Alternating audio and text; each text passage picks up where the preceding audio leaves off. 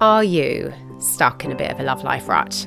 Does it feel like everything is really hard and it's kind of impossible to get out of the situation you're in? Maybe it keeps looping, you feel like it's going to change and then something messes up again and it gets back to how it was. Or maybe it's just like one long plateau and you don't quite know what to do to break out of it. Well, don't worry, I've got you covered in today's episode. We're going to be using neuroscience, clinically proven strategies, as well as a sprinkle of mysticism, as always, to bring you up to your next level and get you out of this rut that you have found yourself in. Let's get stuck in. Welcome to the Her Love Upgrade podcast. I'm Remy Gabrielle, certified modern hypnotherapist and your love upgrade coach. I used to be an anxious dater and marrier of the wrong men, and I couldn't work out how to break my toxic patterns. But after doing the deep inner work, I attracted my lovely husband of 14 years and built the family I'd always dreamed of. Now I help women just like you heal, align and attract the love you truly deserve. It's time to put beautiful you first for a change. So hush those notifications and let's dive in.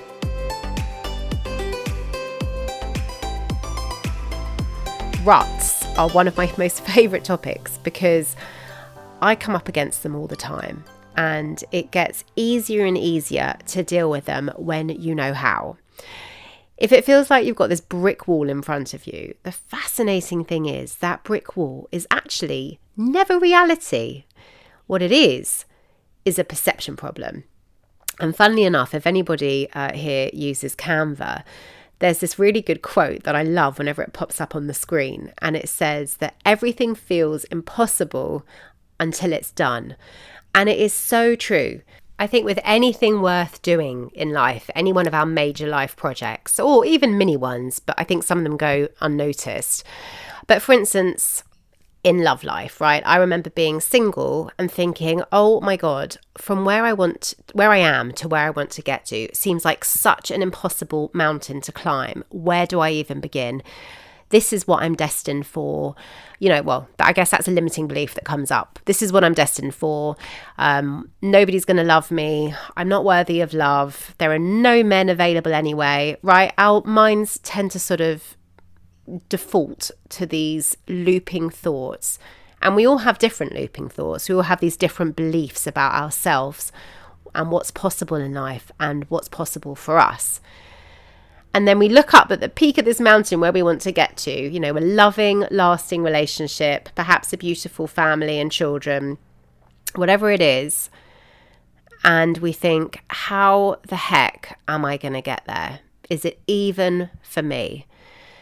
And then we start in that energy thinking about actions to take. And usually our actions come out of sheer panic or fear.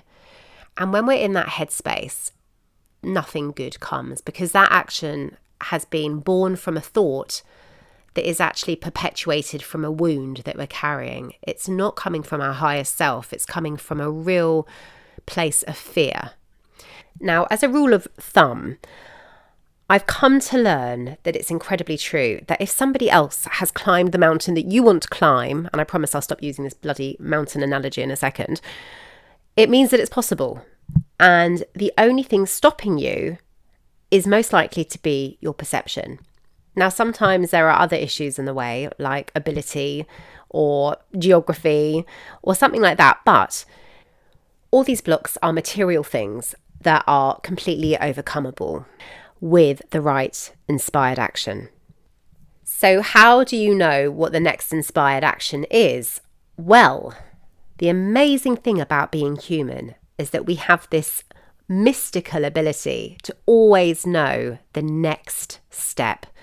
And that comes in the form of sort of like a download when you're living in alignment. And that is the importance of living in alignment because it fuels your positivity and feeling good. And it's why your priority every day should simply be feeling good and being open to listen and take action on your next inspired action step that comes to you, because it will. So in short, feeling good is absolute key to not only overcoming the material blocks for you climbing this mountain and getting exactly what you want in life, but it's also key to attracting more of what you want. So when you're feeling good, you attract more of what you are, right? You attract what you are at any level. So if you're feeling yucky and desperate and living out of fear and having these same looping thoughts going on in your mind, you're going to attract more of that and really bring more drama and suffering into your life. So, what is the key to breaking out of these looping cycles that feel like a rut? Well, we have this amazing ability as humans to step into this role of higher observer. It is the most incredible ability that we should be talking about all day long, and somehow we don't. So this has been explained by everybody from Buddhist monks to top psychologists and mindfulness experts. But I really like the way that this fabulous therapist called Dr. Brian Ullman describes it. He talks about it like sitting in the back row of the cinema. So you have the movie of your life going on, everything that's happening in your life on the screen, and then you are watching yourself watching the movie. So you have the movie on the screen, you have somebody in the middle row of the cinema, which is like kind of your ego that is sitting there grumbling about what's happening on the movie screen, right? Getting really caught up in the emotion of watching the movie. And then you can zoom all the way back to the cinema at the very last row and watch your ego watching the movie, if you like. And from this sort of bird's eye view at the very back of the cinema, this part of us is able to observe how we are getting emotional about the movie that's playing and be able to look how not only what's happening in our life, but also how we are reacting to it from a less emotional, less judgmental way, and sort of from a clearer perspective on what's really going on, and make more aligned, informed decisions based on that. So let's say that you're going through a breakup with somebody and you're feeling incredibly sad about it and you're really feeling a bit lost. You're in what I call a recalibration phase where your nervous system has been triggered because you're in this massive state of flux. It's almost like you're dealing with a big shock to the system, and you are finding yourself feeling really deregulated and like you just really want things to go back to the way they are. You want them back. You want to have this relationship and play it out in the way that your mind was telling you it was going to go. And you don't want this change to have happened. And that is your fearful ego screaming in discomfort at this massive change. And you think it's your reality, but really what it is our fearful, primal limbic system kicking in. And at any point in the day, when you're feeling like this, you can just think to yourself, hang on a minute, I'm just going to see what's really going on here. I want to get a clearer perspective. And you can choose to start labeling things. So you can zoom back to the last row in the cinema and think, I'm going to step into this higher observer role now. And a good way to activate it is to start with the line, how interesting. Right now, I am feeling. And then you can go ahead and label how you're feeling. Labeling is a really useful tool for calming all sorts of emotional unrest and disturbance. So you can say perhaps, how interesting. I am feeling like I desperately want my ex back because I feel so scared that I'm alone and I don't know what to do with myself. And then you can just sit with that for a bit and allow that feeling to wash over you. And just notice all the thoughts that are going through your head, all the beliefs that those thoughts are based on. Notice how it feels in your body, what you're seeing perhaps in your mind, all the calamities that you are assuming that's going to happen. You know what I mean? Like that scene in Bridget Jones where she sees herself lying on her couch, I think being eaten by cats because she's died alone. It's pretty dark. But that kind of thing runs through our head, right? Here we go again. Another partner has another relationship has bitten the dust, another partner has let me go, another rejection, I'm worthy of nothing, right? I thought I did the work, and yet here I am again. It fucking sucks, and I don't know what I've done wrong. And we just start spiraling because we're allowing our fearful ego to take over. So the way to stop that cycle is to, as I said before, zoom back to that last row, switch on our higher observer voice by saying, oh, how interesting, I am feeling, and then label what we're feeling. And then from there, we're able to switch on. It's interesting. They've done all these scans, what happens when we start labeling things, and we switch on more of the prefrontal cortex and take the kind of focus off this primal part of our brain, and we start being able to think again in this through our executive functioning that really enables us to have a much clearer view on things. And it stops negative emotion taking us over. And that really benefits the state that we're in. It improves our state. And when you're feeling a little bit better, you're able to make better choices because you're thinking better thoughts and feeling a better way. And so you're able to catch yourself and make a more aligned choice rather than getting stuck in poor choices like messaging your ex, that are choices rooted in fear that are not aligned and actually are not serving our highest and best interests for ourselves. So if you like, it allows us to step into our higher self-thinking rather than getting stuck in our ego thinking and allowing our fearful ego to kind of drive our bus, right? Because what we want to do is have our true self driving our bus so that we can really live an aligned life and a life that feels good, that empowers us and is much more conducive to attracting our highest and best wishes for ourselves. I hope that makes sense. All right, so back to the rut that we might be in. So once we're in this higher observer position, the interesting thing is that we do start picking up and being able to actively pick out the thoughts that we're thinking and the reason for the thoughts that we're thinking, which always come down to these beliefs that have been ingrained in us. They're learnt beliefs usually from childhood, and usually completely incorrect, because we would have witnessed something or experienced something as a child and then made a meaning about that event that actually is not exactly accurate. And as a child, you make that meaning mean something about you. So for instance, let's say that your father was emotionally unavailable and pretty shut down.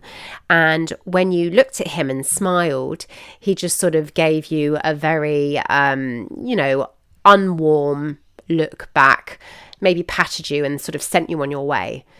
And eventually, over the years, that message we will take to mean that we are not lovable and we are not worthy of a man's attention. And that can really replay. That belief is so deeply ingrained that it replays out in very interesting areas in our life, and it has a profound effect on us. We take it to mean that we are not lovable, we are not worthy, and that was why our father didn't want to give us the time of day, because what else could it possibly be? As a child, we don't know about our father's shitty childhood or about how he is feeling inferior as a father and really not equipped for the job, and it taints his whole experience of being a father. We don't know about maybe the financial stresses he's going through or the work stresses that he's feeling, or just any of the stresses outside of ourselves. We can't possibly perceive as children or know that there are other things going on in people's world that actually are nothing to do with us. So what we're able to do now as adults with this adult wisdom on our shoulders is to look at those beliefs. When we're consciously aware of them, we can look at them and think, hang on a minute, what is this belief that I have that I am not worthy of a man's attention? Isn't that interesting? And I can see where it came from, because was my father loving towards me? I think he found that hard. And like that, we can notice these feelings that we have and these beliefs that underpin the feelings. And this is a very powerful thing to do, because the minute we bring them into conscious awareness and we are able to sort of study them and assess their validity, we literally pop them like that and they collapse. So it's like conscious awareness changes reality. We can think of unconscious programming like an outdated computer software.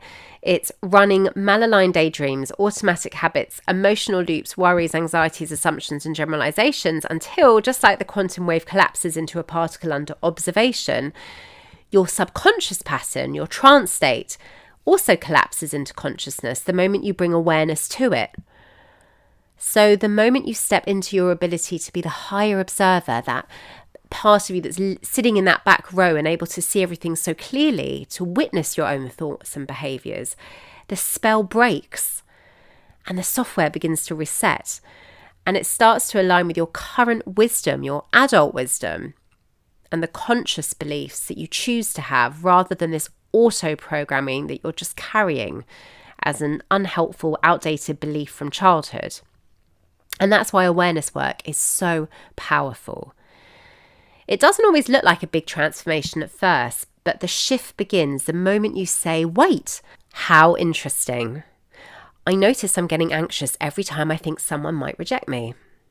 Or, how interesting. I'm aware that I say yes when I really want to say no, because part of me is afraid they'll be disappointed and I don't want to risk feeling rejected. How interesting. I wonder where that came from.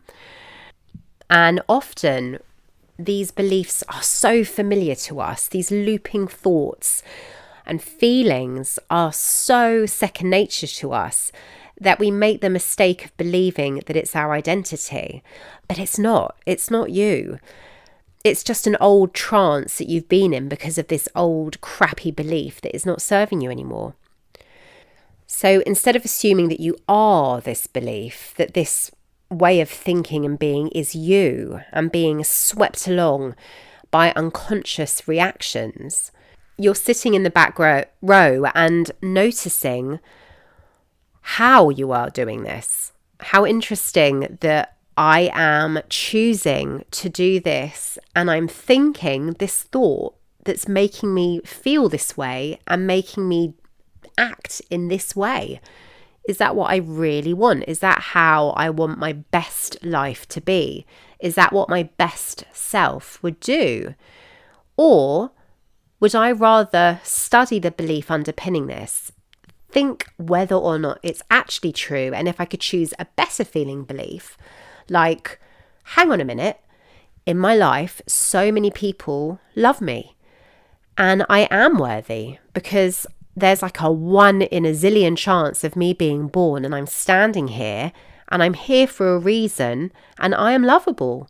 And just because my father or whoever didn't give me the love that I deserved and didn't treat me in the way that I wanted them to treat me, does that mean I'm not worthy? Or does it just mean that they weren't able to give me the love that I deserve to have, right? And we can choose to have a better feeling thought like, I am worthy. I am lovable. People do love me. I love me. I am successful.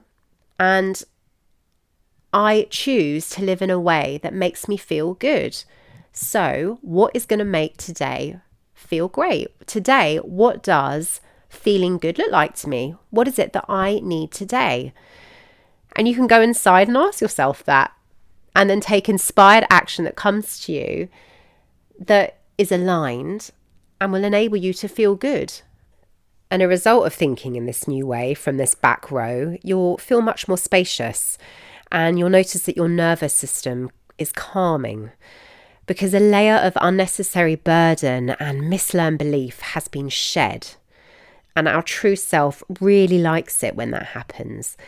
As Emerson would say, you are reclaiming your soul's authorship. I thought a lovely way to round off this podcast would be to give you a guided visualization. So if you're not driving and you're not operating any machinery, I invite you to take this moment just for you, to help you embody what we've learned today and rewire your mind to start thinking in this new way that promotes conscious awareness and the ability to choose what you believe, feel, think, and act. So go ahead and close your eyes and begin by taking a slow, gentle breath in through the nose. feeling your rib cage expand and your belly button push out as far as it will go. And then release the breath out through the mouth if you can. So see if you can notice the support of the chair or the cushion beneath you. Notice every part of your body that's touching it. Notice which sit bone is resting more heavily. Just get a sense of the gravity keeping you there. Allow yourself to soften into where you are, feeling held safe in this place. Again, take a breath in and release that breath out. Let yourself drop down into the center of yourself. Let yourself settle into the inner spring of well-being in you. This place of stillness, deep within your core, the you of you that is beyond your outer avatar, beyond your career, beyond wealth, beyond your personality, and beyond your thinking mind. Actually, your thinking mind can just take a rest for a moment. Allow it to sit back and just watch what's unfolding. This ageless essence of you within, this place of conscious awareness, this timeless part of you that's here, unchanged throughout the years. Feel into that quantum concept of yourself. Now, imagine that for your entire life you've been wearing a pair of old glasses that you've forgotten about. They make you see everything in a certain way. They're tinted by every past hurt, every inaccurate meaning you placed on things from your past, every childhood belief you picked up about yourself and what was available to you when love felt out of reach. These glasses tint how you see your love life. They filter your perception. They make things look fixed, hard, limited, maybe even hopeless at times. But now you remember you're wearing glasses. I wonder what reality looks like.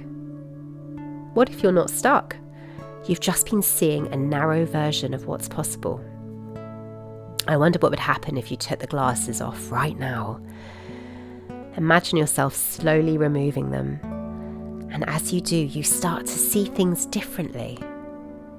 It's like now you can see yourself clearly. This perfect miracle, having a lucky 1 in 400 trillion chance of being here in this experience on Earth. Seeing the reality of you as the center of your physical universe around you. Feel into your expansive field of awareness and get a sense how far that expands. See if you can touch the edges of your field of awareness in your mind. It's amazing how enormous it is. And just get a sense of the space that's within that. See if you can fill your conscious awareness into that space. That's right. You might have a sense that you are so much more than your physical form. You are part of something greater. You are of and by the creative force that made everything. You remember your infinite capacity to receive and give love with joy. Without being told from a tiny baby, you knew what love was. And the reality is that your capacity to give and receive love is endless. You remember the being of abundant love you were born to be. Before you learn with your child's eyes and child's perception from your caregivers and the imperfect people surrounding you, their vision of the limits of reality. You heard their words and witnessed their actions and thought you knew what they meant about you and your world. You worked out a survival system that helped you change into who you thought you needed to be enough. Maybe it was a good girl, perhaps a caretaker, flawless, selfless, quiet, not too much. The identity suit you thought you had to wear to be loved, to feel safe, to have value. All these heavy layers that are weighing you down. Isn't it so good to know they can be unzipped and shrugged off as easily as they were put on? you see the child version of yourself playing. This lovely little thing of 5 years old. She is totally adorable. In front of you, in the movie of your mind, see yourself then, now. You see nothing but her beauty and worth, the little miracle she is for existing, this little force of nature, her dangerously tiny smudge of power over her existence back then, and her enormous need for love and connection. She seeks smiles, warmth, understanding. It's her right as a child, but she doesn't always get it. She looks to her caregivers for validation she's enough. She soaks up everything they consciously and unconsciously tell her about her place and her value in her world. You kneel down next to her as the adult you are now and give her what you can so clearly see, what she needs to receive now. Let her know what is so clear and obvious for you to see. She is so lovable. Her value is beyond measure. She is safe to choose herself, always. She's a blessing. Pour your love and wisdom into your younger self. Maybe you should add that the adults around her aren't perfect, and her instinct is wise to follow her heart and trust herself. Remind her she's so strong. She is so resilient. You take her hand and guide her through the years, noticing how that changes things as she goes and grows. And now she has grown up. She is at your present moment, your age, and you smile at her, and then you feel yourself integrate into her and you become one. Integrating at a cellular level so her experiences, perspectives and awarenesses are now yours. Allow that integration to happen in just the right way for you now. As you reflect that, looking forward, what once seemed impossible now has space around it. Breathing room, possibility. Take a deep breath into that space now. You feel a sense of gratitude grow in you for yourself and everything you have learned on your journey today. From this place, hear yourself say, every time I feel stuck, it's a sign for my awareness to expand. Every time I have doubt, I can ask for a sign from the universe that it is conspiring for my success and that I am safe. Every day, my eyes are open to the possibilities and my heart is open to the blessings that are mine to receive. Like seeds of abundance, root these in the soil of your awareness now. Feel the calm it brings to you on a cellular level. This feeling of safety, this coming home to yourself and your truth. You are meant for limitless possibilities. You are here to experience the co-creation of your aligned, highest desires. Drink in a breath of gratitude and feel the miracle of it all, absorbing these wonderful feelings and taking them with you, just a thought away. In a moment, as you open your eyes and behold your day with new aligned vision of reality, as you begin to wiggle your fingers and toes, and come into your body now. And when you're ready, open your eyes, feeling refreshed and ready to carry on with your beautiful day.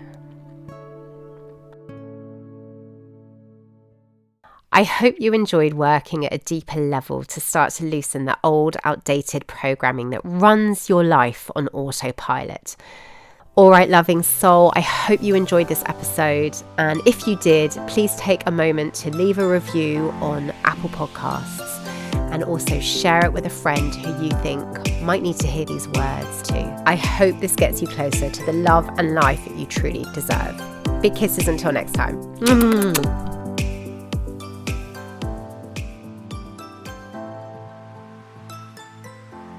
You You should be so proud of this courageous, incredible journey you are on, and I'm so happy to be here supporting you to say goodbye to toxic relationships and claim the wonderful life and love you truly deserve. If you have a friend who you think needs to hear today's episode too, why not spread the love and share it with them? Sending you so much love in abundance. Until next time.